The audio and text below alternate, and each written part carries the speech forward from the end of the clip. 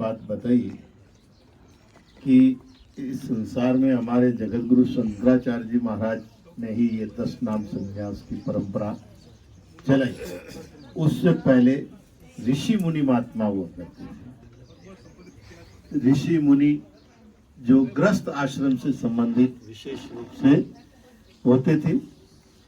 ऋषि मुनि यति जति और सन्यासी भी होते थे, परंतु वो 10 नाम में नहीं होते थे, वो केवल सन्यासी होते थे। केवल बाबा नाम, केवल बाबा, केवलम बाबा नाम। ये हमारे महाराज श्री कीर्तन गाया करते थे, केवलम बाबा नाम, और हम भी बहुत सुंदर गाया करते थे उस टाइम में साथ साथ में। तो केवल जो महात्मा होते थे उनके आगे पीछे अखाड़ा द्वारा कुछ नहीं लगता था। यति मुनि जति सन्यासी ऋषि परंपराएं थी। परंतु जगत गुरु शंकराचार्य जी जब इस संसार में आए तो बौद्धिस्ट धर्म का बोलबाला था विशेष रूप से। उस टाइम सनातन धर्म के मंदिरों को गिराया जाता था और या वो इमात्र बौद्ध भगवान के बदली जाती थी, और सब लोग उसके उस समय जगत गुरु शंकराचार्य जी का भगवान शिव का अवतार हुआ। उस दिन से हमारे यहाँ जो सन्यासी महात्मा हैं, अगर भगवान शिव के साक्षात्कार आपको दर्शन करने हो तो सन्यासी के रूप में आप दर्शन शिव के ही करोगे। आप जैसे ये महामंडलेश्वर जी आचार्य जी विराजमान है, ये साक्षात भगवान शिव का स्वरूप है। क्योंकि हमारे गीता में भगवान कहते हैं कि राजाओं में राजा मैं हूं, वृक्षों में पीपल मैं हूं, हाथियों में ऐरावत मैं हूं, नरों में राजा मैं हूं, और महात्माओं में शंकराचार्य मैं हूं।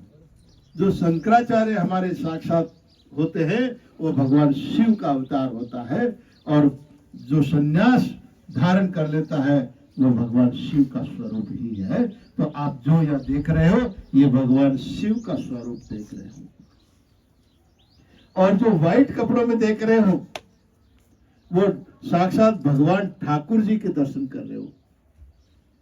कृष्ण कन्हैया लाल, अयोध्या रामलला, ये जो व्हाइट कपड़ों में जो महात्मा देखे जाते हैं वो अयोध्या रामलला का स्वरूप है, और मथुरा कृष्ण कन्हैया का स्वरूप माना जाता है। अगर सफेद कपड़े वाले जब भी दिखाई दे तो जानना कि ये कन्हैया हमारे सामने आया है, रामलला हमारे को दर्शन दे रहा है, ठाकुर जी दर्शन दे रहे हैं। और जब भगवानधारी सन्यासी जब दर्शन देना है तो जान लो कि साक्षात शिव दर्शन दे रहे हैं। कहीं दूसरी जगह भटकने की जरूरत नहीं है। उनके चरणों में मस्तक झुका दिया तो आपके अनंत जन्मों के पाप नष्ट हो जाते हैं और धन भी पवित्र हो जाता है चरणों में। हर हर महादेव, हर हर महादेव। तो ऐसे ही अभी ये हमारे यहाँ कहा जाता है, मैं परसों बात नहीं कह पाया था, वो अधूरी बात पूरी करता हूँ, कि हमारे संन्यास परंपरा के अंतर्गत जैसे ये शरीर है अभी, ये भगवान शिव का स्वरूप है। किसका? ये भगवान शिव के दर्शनों का लाभ मिलता है। और अब जो समाधि लग गई, और जो समाधि का हम पूजन करते हैं, दर्शन करते हैं, प्रतिमा का दर्शन करते हैं, इस जगह जब मूर्ति स्थापना होगी उसके दर्शन करेंगे, या वो तस्वीर के दर्शन कर रहे हैं, ये दर्शनों में ठाकुर जी का दर्शन होता है। जब तक शरीर में प्राण है तब तक साक्षात शिव के दर्शन है। और मंदिर में जैसे हम जाके दर्शन करते हैं, ठाकुर जी की मूर्ति को स्पर्श करते हैं, उससे हमको भगवान ठाकुर के दर्शन का पुण्य लाभ होता है। ऐसे ही समाधि स्थल में या मूर्ति में जब भी हम स्पर्श करते हैं तो ठाकुर जी के मूर्ति स्पर्श करने में जो लाभ मिलता है, वही सन्यासी का जब ये श्वास निकल जाता है उसके बाद स्पर्श करने में वही ठाकुर जी का पुण्य प्राप्त होता है। इसीलिए सन्यासियों के शरीर शांत होने के बाद शोभा यात्रा में समाधि में शामिल होने के बाद में आप सुख तक नहीं लगता, आपको सुख तक नहीं लगता, अपवित्र नहीं होते। आपके घरों में पूजन पाठन वैसे का वैसे चलता है जैसे कि ठाकुर जी के मंदिर में जाकर आने से आप अपवित्र नहीं होते हो, पवित्र होते हो। ठीक ऐसे ही किसी सन्यासी की समाधि में और उनकी शोभा यात्रा में शामिल हो गए तो ये मत सोचना कि जैसे तुम्हारे संसार में प्रतापनगर शमशानों में जाने में अपवित्र हो जाते हैं, वैसा संतों के समाधि स्थल पर आने में अपवित्र नहीं होते हैं। या तो करोड़ों जन्म के पाप भी नष्ट हो जाते हैं उनको छूने से। तो इसीलिए घरों के अंदर कभी भी महात्माओं के यहाँ आने के बाद में ऐसा मत सोचना कि हम तो उनके समाधि लगाने में शरीर छूटा वहां गए थे, हाथ लगाया अपवित्र हो गए और अब हम घर में नहाए बिना नहीं जाएंगे, छांटा डालो छिड़का डालो। वो सन्यासी के लिए नहीं। अगर कोई करता है तो उल्टा पाप लगता है उसका। जैसे गंगा जी में स्नान करने के बाद आप किसी नल के नीचे आकर स्नान करते हो तो जितना गंगा जी में पापी लोग नहाते हैं ना, उन सब का पाप आपके ऊपर आके चढ़ जाता है। तो ऐसे ही जिस सन्यासी ने जीवन में जो पाप किए थे, जो पाप किए होंगे, वो पाप आपके पल्ले बंध जाएंगे। वो सब पाप आप ले जाओगे महात्मा टंडन गोपाल, उसके पास न पाप रहेगा न पुण्य रहेगा। इसीलिए कभी भी कहीं पर भी महात्माओं के दर्शन के लिए जाओ, समाधि में जाओ या शोभा यात्रा में जाओ, हाँ धूल मिट्टी लगी है तो स्नान करना वो अलग बात है, परंतु अपवित्र भावना से नहीं करें। और घर में सुआ सूतक नहीं होता और वो हमेशा पवित्र रहते हैं। बस इन्हीं शब्दों के साथ वाणी को हम विराम देंगे। आइए हाथ जोड़िए। एक छोटा सा कीर्तन हमारे महाराज जी बोला करते थे, उनको अच्छा भी लगता था, तो वो बोलते हैं। हम सत्य सत्य बतलाते हैं, हम सत्य सत्य बतलाते हैं, मानो न मानो तुम जानो, मानो न मानो तुम जानो, निज अनुभव तुम्हें सुनाते हैं, निज अनुभव तुम्हें सुनाते हैं, मानो न मानो तुम जानो, मानो न मानो तुम जानो, जो जो स्थिरता आती है, जो जो स्थिरता आती है, क्यों क्यों आनंद ज्ञान लहराता है,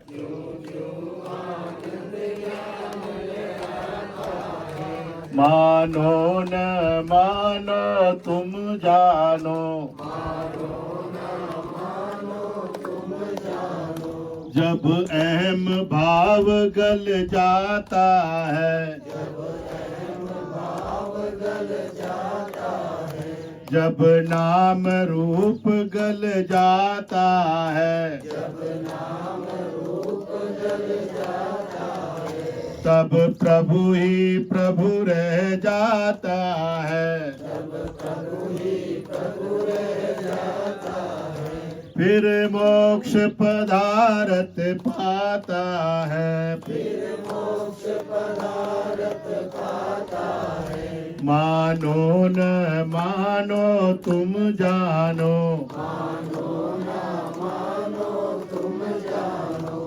इतना कहने पर, इतना बताने पर शास्त्रों के और महापुरुषों के वचनों को जो नहीं मानते हैं और अपने मतानुसार चलते हैं, अपने बुद्धि के अहंकार में चलते हैं, उस मनुष्य की अंतगतवा क्या दशा होती है वो सुनिए।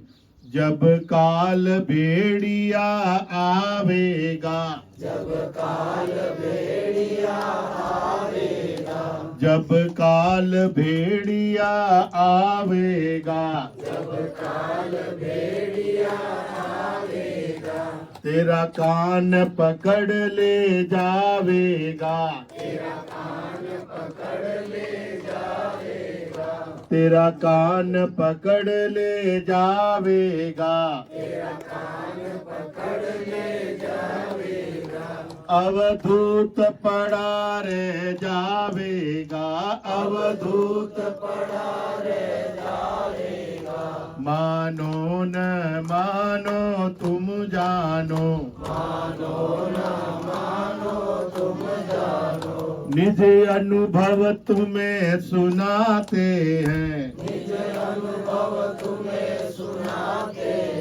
मानो न मानो तुम जानो,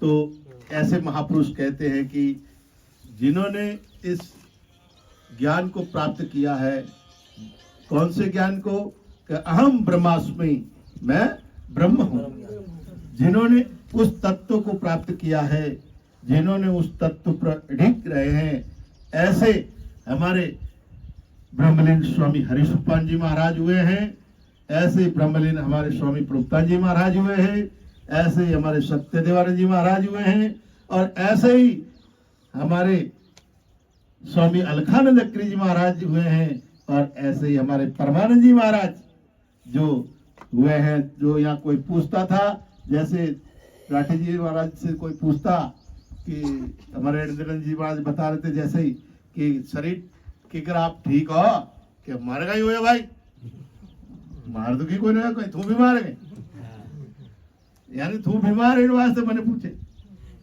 अहम ब्रह्मास्मि, मैं ब्रह्म हूं, मुझे कुछ भी नहीं होता है, मैं अजर अमर अविनाशी अखंड शुद्ध सच्चिदानंद ब्रह्म, मैं आत्मा हूं। तो जिन्होंने आत्मा का दृढ़ निश्चय किया उनकी समाधियां लगती है। प्रताप नगर पूरा भरा पड़ा है, ये जोधपुर पूरा भरा पड़ा है, कितनों की समाधियां संत धाम में आके लगी भाई। इनसे भी गुजरे हुए होंगे, इनसे भी पढ़े लिखे हुए होंगे, इनसे भी योग्य हुए होंगे, परंतु कोई किसी गुरु की शरण में आया? तो जो गुरु की शरण में आ जाता है, परिवार को छोड़ के, धन दौलत संपत्ति धन मकान दुकान को छोड़ के गुरु चरणों में आ जाते हैं, उनकी पूरा विश्व पूजन करता है। और जो घरों में ही मर जाते हैं, परिवार में ही, उनको घर के अंदर जल्दी उठाओ जल्दी उठाओ जल्दी उठाओ, मोड़ो जाई, और ले प्रताप नगर में जाके 3 कुंटल लकड़ा बाढ़ प्राण भूल गया। तीसरे दिन कह रहे राख रेवड़ी आगी गड़बड़ करी, चलो आज राख भेड़ी करो, कहीं फूल बेड़ा करो, मोटकट पड़िया फूल तो गए जाती जगह भेड़ी कर कराने डब्बे में भर सीधा कहते नेड़ा मत राख दो, नेड़ा राख के तो बड़ा दुखते ला सीधा हरिद्वार ले जान गंगा जी मैंने हेवड़ा कर करान बटे रुपये दान नहीं करे तो आदमी जावे जब वोटा खाली जापरो डुबकी लगाई रूंगता नकाया, और वो जो पंडित है नहीं वो जबरदस्ती उन्हें जेब फाड़ दे। बस मैं तो पंडितों ने क्या करूं, हमारे राजस्थान जोधपुर आवे वो मोटी जेब फाड़नी है भाई। क्यों? क्योंकि वे वैसे वो महात्माओं ने नहीं जिमावे और नहीं कटी दर्शन करने जावे, वे तो बस पंडित ने देख के और गंगा जी हियाड़ो है तो डुबकी बड़ी दोड़ी लगावे, ठीक है। तो इन वास्ते पंडित सब जाने मैंने, और मैं कह दिया करूं फोन पहले ही कि फलानो आदमी आवे उनने थे हाकरा हाथ फेर, क्योंकि वो पुण्य यूं तो कठिन नहीं करे, ओटे जान समाज रे मैंने उधर लाने न्यात जरूर करी, खने नहीं वे तो उधर लाई भैंसड़ो को लाई, पर न्यात करनी मारी मूछ ऊंची करनी। अरे वाह, मूछ समाज ने खवाड़ो ऊंची नहीं होया करे, मूछ ऊंची करनी है तो परमात्मा रा जो लाडला है ऐसे महापुरुष, उन महापुरुषों को आमंत्रित करिए और उनको करके प्रसादी कराइए, और जिससे आपका धन भी 10 गुना बढ़ेगा, सम्मान भी बढ़ेगा, उसके साथ साथ समाज को भी खिलाइए, कोई मना थोड़ी है। परंतु करोगे दान, करोगे सेवा तो पाओगे मेवा। तो इसीलिए महापुरुषों के चरण में जैसे आप बहन बेटी सुवाणी ने पुण्य करो तो 4 गुना मिलता है आपको। कितना? 4 गुना। आपने समाज में जितो भी दान पुण्य करो, धर्म करो, ब्याह शादी में दो, औसर करो, मौसर करो, उन्होंने 4 गुना पुण्य मिलिया करे। परंतु ऐसे महापुरुषों के चरणों में आपका एक दाना भी, एक पैसा भी, 1 रुपया भी अगर उनके लग गया तो आपको उनका 10 गुना पुण्य प्राप्त होगा। 10 गुना माया प्राप्त होगी और 10 से भी सैकड़ों गुना होगी। तो इसीलिए ऐसे मौके नहीं जाने चाहिए। बस इन्हीं शब्दों के साथ हाथ जोड़िए। हे पूर्ण परमात्मा,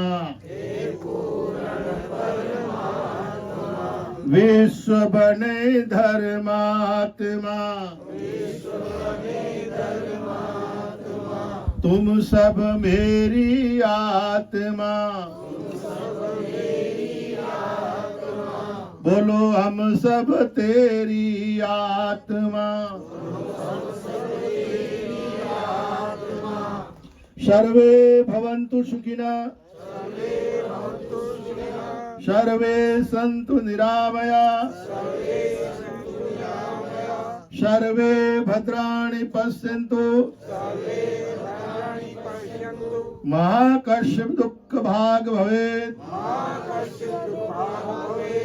ओम शांति शांति शांति। अभी संतों के लिए व्यवस्था करो प्रसाद जी की।